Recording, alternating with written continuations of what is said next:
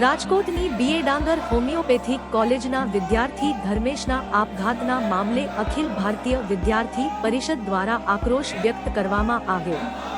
શું નામ તમારું? નમસ્તે, મારું નામ સત્યપાલસિંહ જાડેજા, રાજકોટ મહાનગર સહમંત્રી। આજે શું કાર્યક્રમ છે ડાંગર? કાર્યક્રમમાં કાંઈ નથી, વિષય એવો છે કે 2 દિવસ પહેલા અહીંયા ભણતા એક વિદ્યાર્થીએ આપઘાત કરેલો હતો।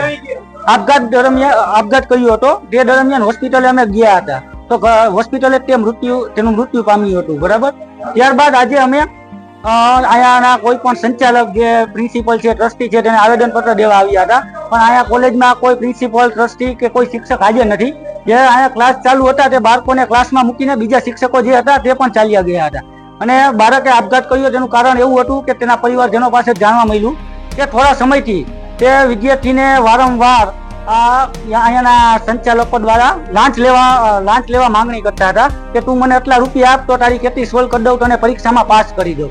તે દરમિયાન વિદ્યાર્થીએ 7 થી 8 હજાર રૂપિયા એકવાર આપેલા પણ હતા, તો પણ વિદ્યાર્થી ચાલુ એક્ઝામિનેશને 1 કલાક પછી એક્ઝામિનેશન હોલમાંથી તેને ચાલુ એક્ઝામે બહાર કાઢી મૂકવામાં આવ્યો હતો કે તું જા, તને એક્ઝામ દેવામાં નહીં આવે। ત્યારબાદ તે વિદ્યાર્થીએ આ માનસિક ત્રાસથી આપઘાત કરેલ છે। આજે તમે શું કાર્યક્રમ કર્યો? આજે અમે આંદોલન કરવા આવ્યા હતા, ઉગ્રથી ઉગ્ર આંદોલન કરવામાં આવ્યું એબીવીપી દ્વારા, અને અહીંયા અમે આંદોલન કરવા આવ્યા ત્યારે ટ્રસ્ટી કે કોઈ સંચાલક કે પ્રિન્સિપલ કોઈ હાજર નહોતું તેની ઓફિસમાં।